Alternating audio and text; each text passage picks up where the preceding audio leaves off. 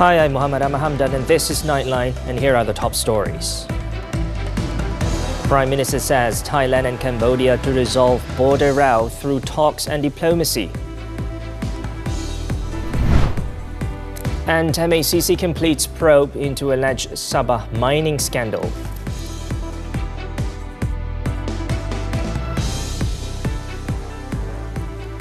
Good morning. Prime Minister Datuk Seri Anwar Ibrahim said that his counterparts from Thailand and Cambodia are committed to resolving the ongoing border dispute between the two countries through negotiations and diplomatic channels.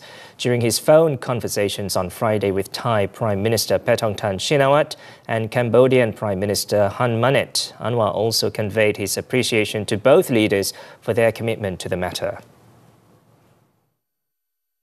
In a post on his Facebook account, Anwar said that Malaysia, which is the current ASEAN chair, greatly values its strong ties with both nations. He also urged Thailand and Cambodia to continue exercising restraint, take measures to de-escalate tensions and work towards a peaceful and comprehensive resolution. His statement came in the wake of heightened friction between Thailand and Cambodia over a border dispute that reignited with a deadly clash last week. Anwar also expressed his confidence that the spirit of regional cooperation and ASEAN's principles of peaceful dispute resolution will serve as a strong foundation in addressing any disagreements. Malaysia assumed the ASEAN chairmanship from Laos on January 1st under the theme Inclusion and Sustainability, reflecting its aspiration to build a united and prosperous regional bloc. Earlier, Thai Prime Minister Paetongtarn Shinawatra held a meeting of the National Security Council on Friday and said the military is ready to defend Thai sovereignty, but will still pursue peace as much as possible. Paetongtarn also emphasized that the government and the army are in constant consultation and supporting each other. ทุกหน่วยทุกฝ่ายนะคะไม่ว่าจะเป็นทางกองทัพเองของรัฐบาลเนี่ยเราปรึกษากันก่อนที่จะดำเนินการใดๆนะคะตลอดแล้วก็อำนาจไหนหน้าที่ไหนเป็นของใครเนี่ยเราก็คุยกันอย่างดีแล้วก็ทราบในหน้าที่ของตัวเองอย่างดีนะคะตอนนี้เนี่ยสิ่งที่ต้องการก็คือความเป็นเอกภาพในการทำงานทั้งหมดเมื่อกี้ก็ได้มีคุยกับทางรัฐมนตรีทางดีด้วยว่าก็ไม่อยากให้เกิดกระแสหรือว่าการปลุกปั่นใดๆที่เกิดขึ้นว่ารัฐบาลกับกองทัพนั้นมีปัญหากันจริงๆไม่มีปัญหาอะไรทั้งสิ้นเลยนะคะแล้วก็ทำงานแล้วก็ซัพพอร์ตสนับสนุนกันอย่างดีมาเสมอ Her remarks came a day after the Thai military said it was ready to launch a high-level operation to counter any violation of its sovereignty, its strongest statement yet in a simmering border dispute with Cambodia that reignited following a deadly clash last week. The army added that its intelligence gathering indicated Cambodia had increased military readiness at the border, while diplomatic efforts were ongoing, describing that as worrisome. Now, Anwar also commented on concerns over Petronas's plan to cut up to 5,000 jobs when met by reporters on Friday, noting that the majority of those affected are contract workers.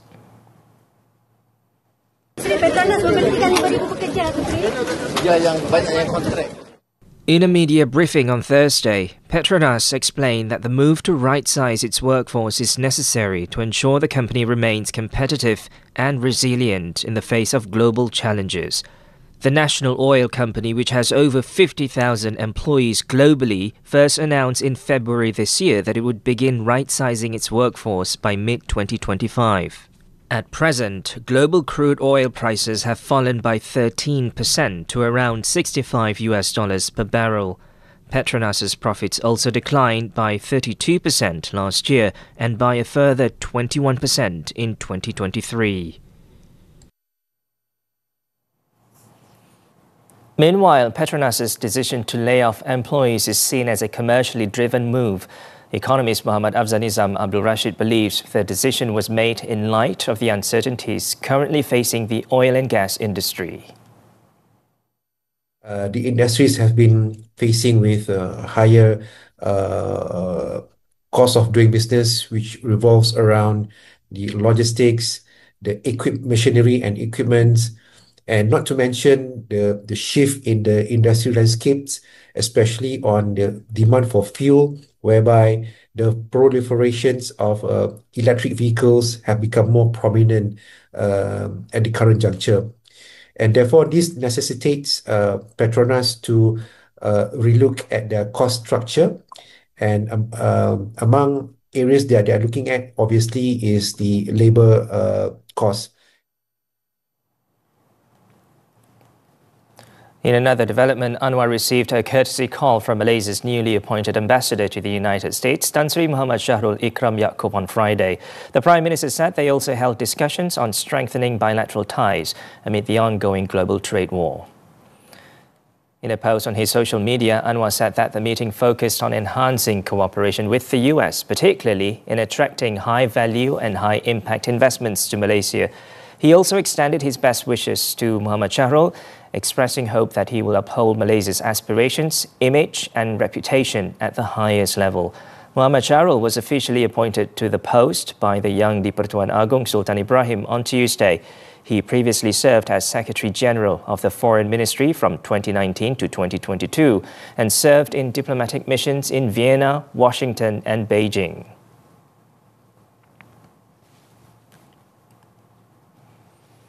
Malaysia is committed to ensuring the continuity of education for school pupils and students during disasters, especially the flood season. Deputy Prime Minister Datuk Seri Ahmad Hamidi stated that efforts to strengthen the resilience of the education system align with the Sendai Framework for Disaster Risk Reduction 2015 to 2030, an international document adopted by the United Nations UN member states. Kesiapsiagaan yang dilakukan di pusat-pusat pemindahan sementara, dan kebanyakan pusat itu kita telah menggunakan kawasan sekolah yang tinggi yang melepasi paras banjir. Untuk itu 135 juta ringgit telah dibelanjakan. Zahid, who is also the National Disaster Management Committee Chairman, said this following a ministerial roundtable session on school safety held as part of the Global Platform for Disaster Risk Reduction 2025 in Geneva, Switzerland. He added that the initiative is also in line with the National Disaster Risk Reduction Policy 2030 and that the allocation is being used to construct permanent relief centres in flood-prone locations. This approach will reduce the reliance on using schools as evacuation centres, thereby ensuring that learning sessions are not disrupted and lowering the costs of repairing damages.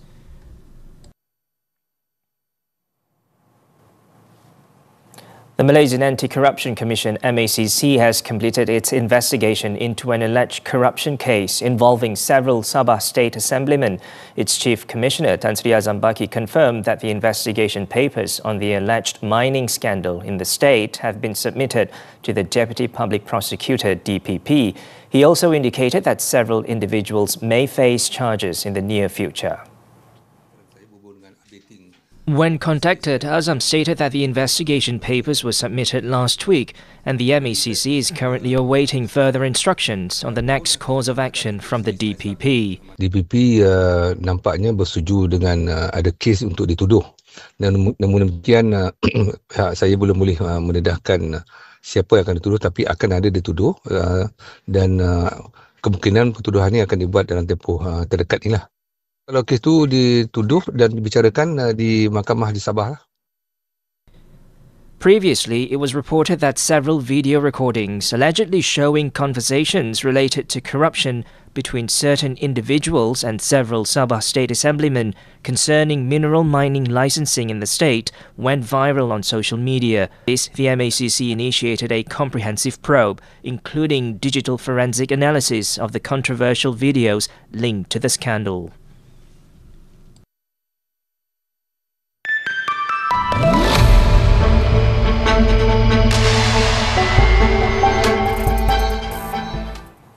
Foreign investors returned to Bursa Malaysia with active buying after 7 consecutive months of net outflows.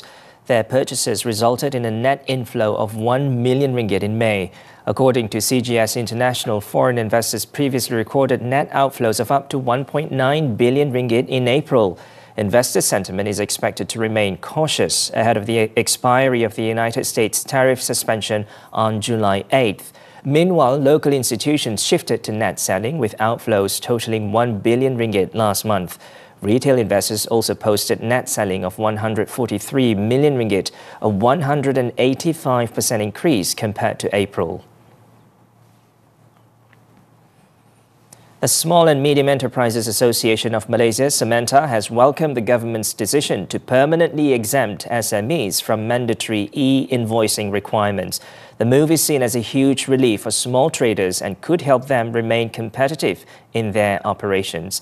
In a statement on Friday, Samenta President Dr. William Ng said the exemptions reflect an understanding of the real challenges faced by small businesses on the ground. Previously, businesses with annual revenues between 500,000 and 25 million ringgit were required to adopt e-invoicing by July 1st, 2025, while those earning below 500,000 ringgit will slated to comply by January 1st next year. The Inland Revenue Board, IRB, said the revised decision was made in recognition of the commitments faced by micro, small and medium enterprises in complying with e-invoicing regulations that need sufficient time and face various implementation challenges. U.S. job growth slowed in May amid headwinds from tariff uncertainty, while the unemployment rate held steady at 4.2%, potentially giving the Federal Reserve cover to delay resuming interest rate cuts for a while. The employment data released Friday by the Bureau of Labour Statistics exceeded forecasts for about 120,000 payroll gains, but marked a decline from the revised 147,000 jobs added in April. The unemployment rate held steady at 4.2%, remaining near historic lows. The U.S. economy needs to create roughly 100,000 jobs per month to keep up with growth in the working age population. That number could decline as President Donald Trump has revoked the temporary legal status of hundreds of thousands of migrants amid an immigration crackdown.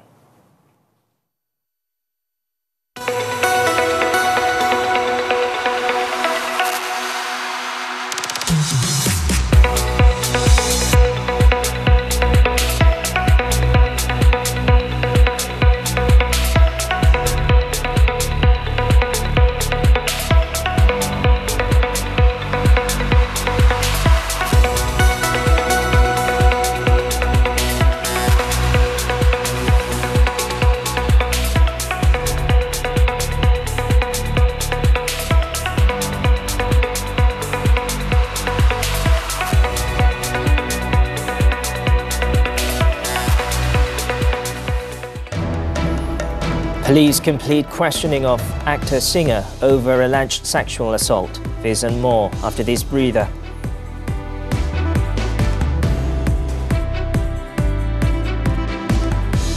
Kerja buat apa? Ni aku nak buka bisnes kopi untuk kita ni. Konsep bisnes kita ni mewah. Biji kopi tu sini kena rare. Drama bersiri sulung Nik Amir Mustafa. Aku rasa aku tak boleh jual lah abang ni.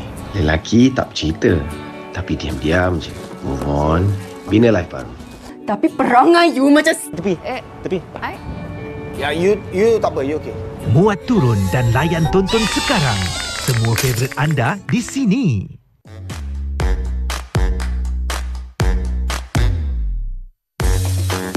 Everybody is talking about ESG, but who's really walking the talk? I want to actually change sustainability in terms of getting it implemented into different multi-settings. We need to ensure that we can have a proper purpose and platform.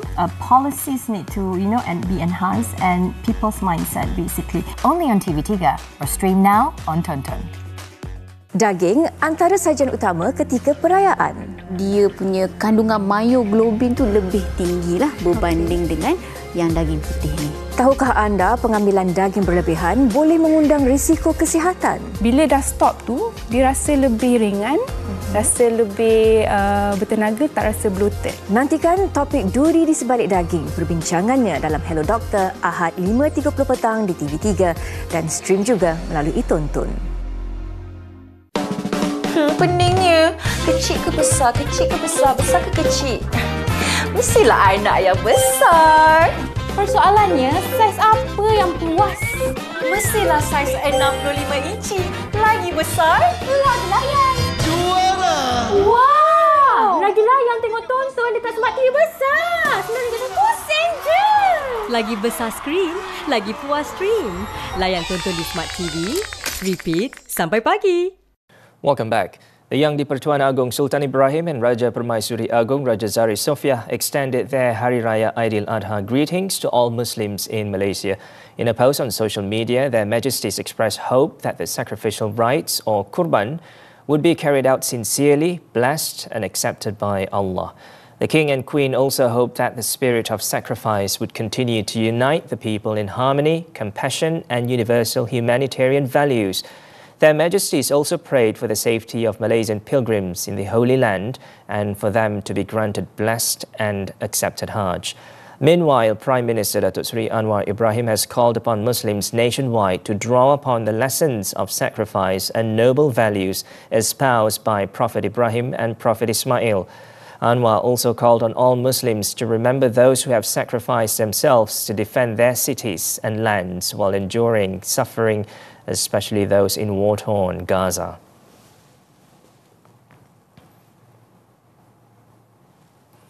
The Malaysian Communication and Multimedia Commission MCMC has clarified that no personal information is accessed, processed or disclosed in the collection of mobile phone data from network operators. In a statement on Friday, MCMC said the data is strictly used for generating official statistics to support evidence-based policy making. It added that the data is anonymized and does not contain any information that could be used to identify individuals. The Commission further explained that the use of mobile phone data as a new source of national statistics is a government-led initiative aimed at enhancing the quality and timeliness of statistical outputs for policy and planning purposes. The clarification comes in response to an international news report claiming that the government had instructed mobile phone companies to hand over detailed records of phone calls and internet usage as part of broader efforts to tighten control over online activity.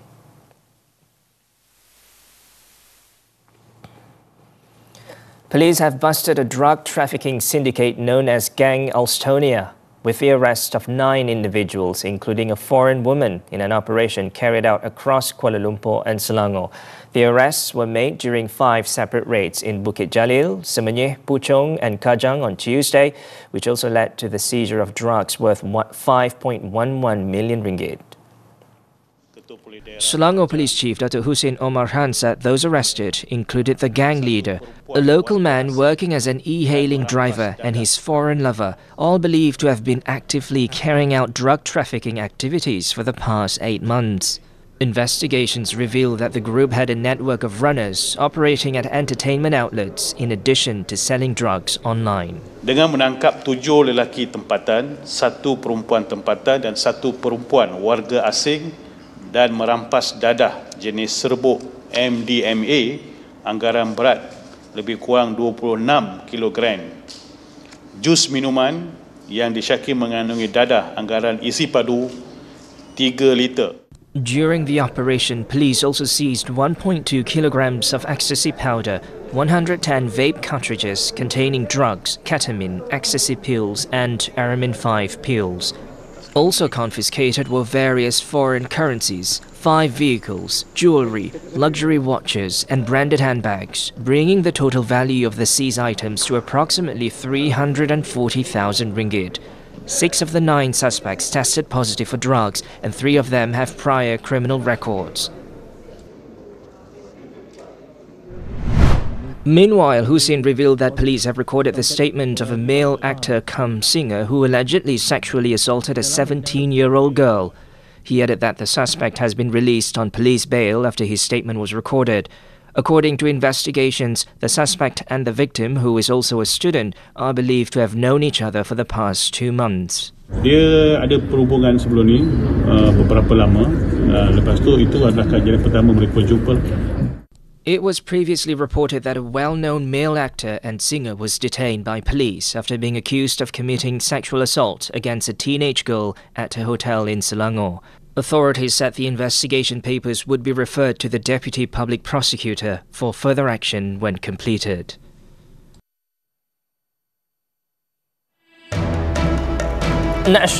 National shuttlers keep medal hopes alive. The details when Nightline returns.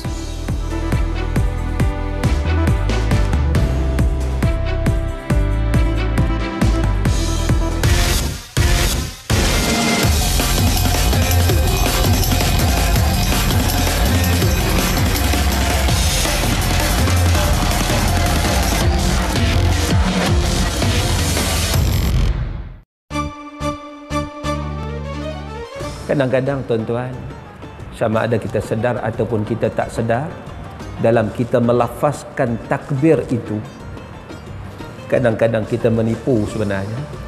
Berapa ramai orang yang bila Allah Ta'ala uji, dia marah Allah. Why always me? Sudah. Dia kata, kenapa saya je? Nampak tak?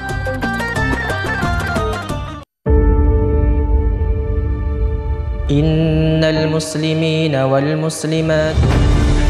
Sesungguhnya kebangkitan dan kelahiran pendakwah-pendakwah muda sinilah satu rahmat.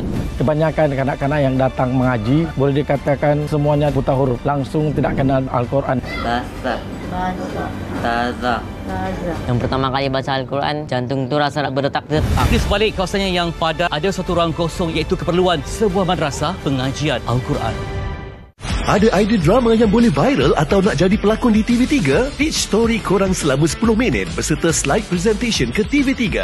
Atau sertai pencarian pelakon drama sangat pada 14 Jun di Universiti Melaya dan Talis University 21 Jun. Berumur 18 hingga 25 tahun. Tak kisah nak genre romantik, komedi, cinta atau isu semasa pun boleh. Menang hadiah terkumpul RM9,000 jika idea korang diterbitkan oleh Media Prima. Atau boleh berlakon sekali dalam karya drama sangat.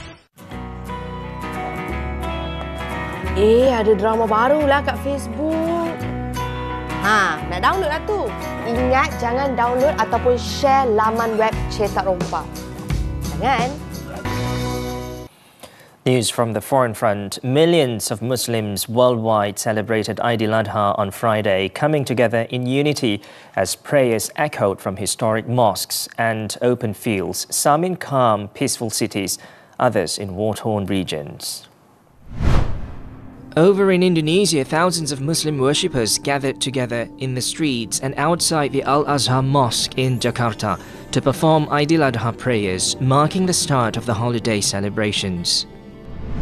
In Gaza, Palestinians held prayers among the ruins of a mosque in Khan Yunis to mark the first day of the holiday, despite celebrations being overshadowed by the ongoing war between Israel and Hamas, along with severe shortages and soaring prices. In Saudi Arabia, thousands of Muslim pilgrims attended Aidil-Adha prayers at Meccah's Grand Mosque during the annual Hajj pilgrimage. In Iran, the day began with large congregational prayers held in major cities and towns. The atmosphere was both solemn and hopeful as worshippers observed the religious occasion while also praying for peace and relief for Muslims facing hardship around the world, including in Gaza.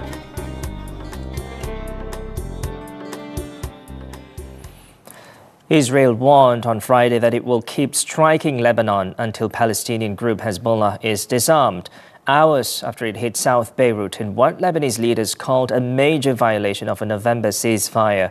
An Israeli military evacuation call issued ahead of Thursday's strikes forced large numbers of residents to flee the southern suburbs of Beirut, long a stronghold of Iran-backed Hezbollah.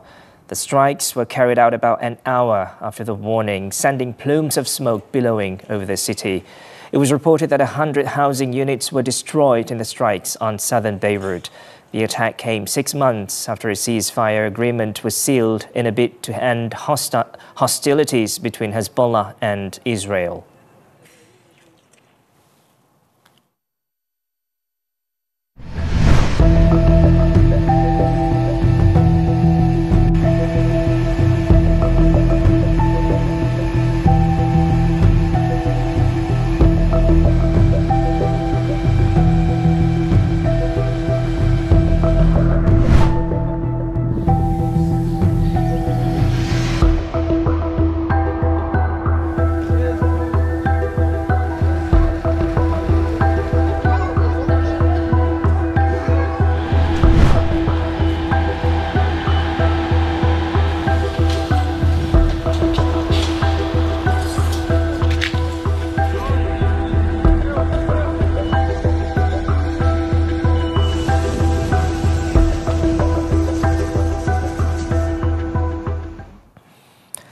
Switching to sports, badminton, the 2025 Indonesia Open. National shuttlers continued their march toward clinching the Super 1000 event title, with 3 out of 5 Malaysian representatives storming into the semi-finals on Friday. In the women's doubles, Pearly Tan and M. Tinah displayed fiery form, securing a dominant 21-6, 21-18 win over world number 5 Rin Iwanaga and Kie Nakanishi in the quarterfinals. The Malaysian duo reaching the semi-finals for the first time in this event will next face China's world number 6 pair Li Yijing and Luo Su-min for a spot in the final. In the men's doubles, Man Wei Chong and T Kai Won finally ended their losing streak against reigning Asian Games champions Satwik Sairaj Rankireddy and Chirag Shetty of India, clinching a convincing 21-19, 21-16 victory.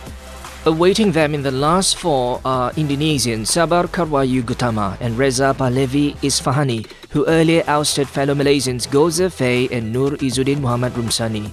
In the mixed doubles, Chen Tangjie and To Yiwei fought back from a game down to prevail 17-21, 21-16, 21-14 over Denmark's Jesper Toft and Emily Mayerlund. Next, they face the informed Thai pair, Dechapol Purvaranukroh and Supisara Peisampran, who prevented an All-Malaysian semi-final by defeating Goh Sun Huat and Chevan Lai in straight sets. And on to squash, the 2025 British Open, as Sivasangari's campaign in the tournament came to an end after the national ace lost to Egyptian teenager Amina Orfi in a gripping quarter-final contest on Thursday. World number 9 Sivasangari was stunned 2-11, 11-4, 7-11, 9-11 in 59 minutes by the 17-year-old who was making her debut in the prestigious event. It was her 4th defeat to world number 5 Amina, underlining the Egyptians' growing dominance on the tour. Despite the loss, this marked Sivasangari's best outing at the British Open. The Kedah-born player had earlier made history by defeating Japan's 7th seed Satomi Watanabe to become the first Malaysian to reach the quarterfinals since Datuk Nicole David in 2017.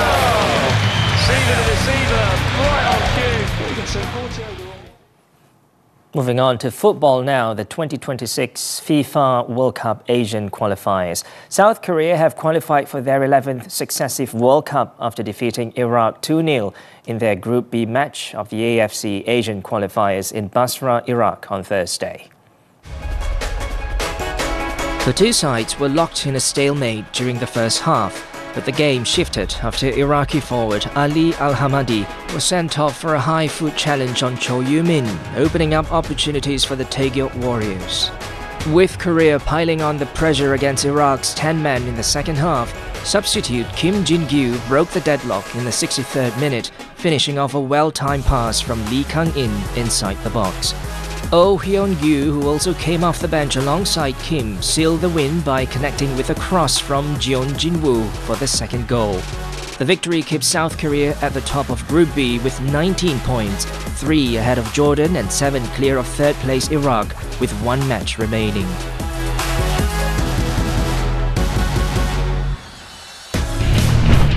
In another Group B match, Jordan have qualified for their first ever FIFA World Cup, 40 years on from their first qualifying campaign.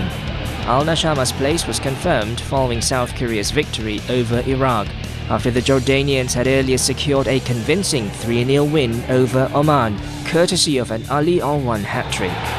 Alwan opened the scoring from the penalty spot in the first half stoppage time, confidently slotting the ball past the goalkeeper after Jordan had dominated the half. The second came just minutes into the second half, with Alwan finishing a sharp counter-attack assisted by Yazan Al-Naimat. The third followed a similar pattern, lightning-fast transition play with star winger Musa Al-Tamari feeding Alwan, who calmly completed his hat-trick and sealed the result. With history made, Jordan now looks ahead with hope, pride and the thrill of what's to come on football's biggest stage.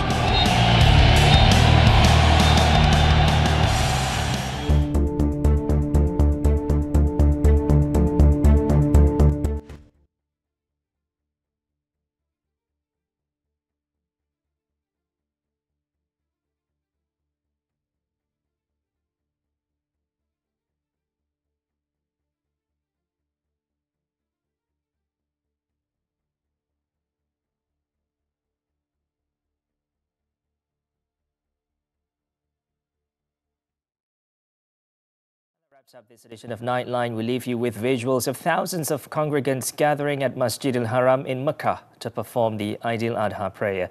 With that, I'm Muhammed and Hamdan. On behalf of the Nightline team, we would like to wish all our Muslim viewers Selamat Hari Raya Aidil Adha.